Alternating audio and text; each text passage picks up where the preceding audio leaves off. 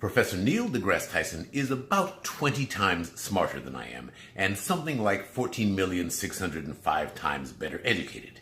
He says that President President Trump's idea of reviving the old notion of Space Force is not crazy. There's obviously a non-zero probability that Professor Tyson is incorrect in that assessment. How do you science that? Rocket-propelled greetings, beloved sibling. It is I, Aaron Freeman, not a scientist, but a science-y optimist, wondering what questions we might ask to determine whether or not the idea of a United States Space Force is in fact crazy. The word crazy derives from the Old Norse term crassus, meaning broken or cracked.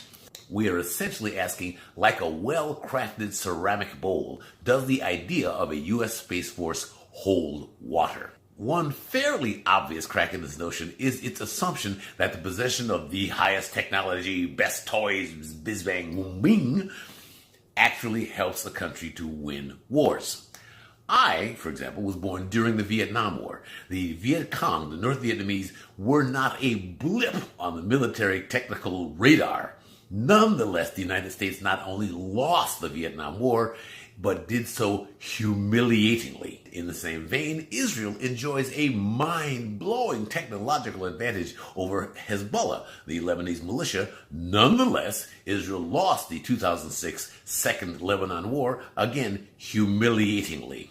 And to bring it all home, after 17 years there, the United States has yet been able to claim victory in Afghanistan, despite the U.S. military's incredible advantage in every sort of technology, from satellites to flying assassination machines, and the fact that Taliban fighters just barely have shoes.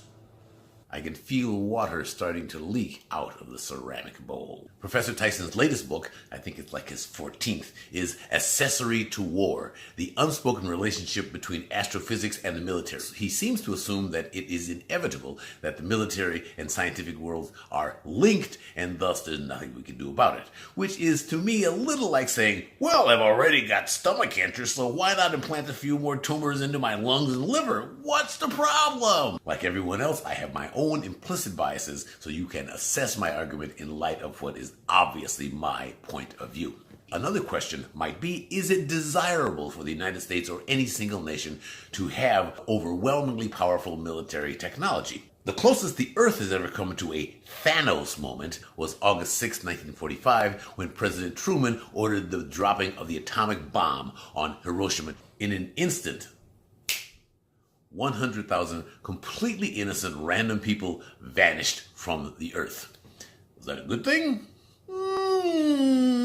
Professor Tyson joins everyone who has ever studied the question in saying that the last thing you want in low Earth orbit or anywhere near it is to blow anything up. Blowing something up in near space risks beginning a Kessler syndrome, which was dramatically portrayed in the movie Gravity. One satellite blows up, it shatters into 10,000 pieces, which each themselves become projectiles, and those hit other satellites, which then break up, blow up, and become another 10,000 projectiles traveling at 17,000 miles per hour, which becomes a chain reaction and could create a mist of fast-moving, incredibly deadly projectiles encircling the planet, imprisoning humanity on the planet for a generation, until somebody can figure out how to clean it up. This is obvious, but let's just say something crazy, unthinkable happened, like we had a chief executive maybe who didn't believe in empirical data or expert consensus, who thought, fake science, I'm just gonna blow up some Chinese communication satellites so I'll be the only person on Earth able to post to Twitter. I know it's crazy, it could never happen, but hypothetically, a Space Force could make that more likely. I assume it is obvious that I have zero interest in the United States Space Force. I don't want the USSF. I want the USF. the United Space Federation. Space is where we have already begun to get this human being thing right. For the last couple of decades, the International Space Station has been home to scientists and astronauts and teachers of all colors, nationalities, and various spots on the gender spectrum. And that sterling example of earthly cooperation is what I want to build on. Not to mention that space is a mind-blowingly expensive place to travel to. As an American taxpayer, I would like those expenses to be spread out across the globe. Dr. Tyson mentions that one of the jobs of a space force might be to protect the Earth from stray asteroids that might hit us and send us the way of T-Rex. That is not an American problem. That is a global problem. You wouldn't want somebody in the U.S. Space Force thinking, well, there's an asteroid coming. We could probably protect America. And if Europe was willing to pony up a little money, we might be able to save them as well. Lest we think international cooperation only possible in space, let us recall that for literally centuries, the European powers fought each other everywhere. England and France battled all over the globe, including right here in North America. Prior to World War II, Germany and France had fought 3 wars in 70 years.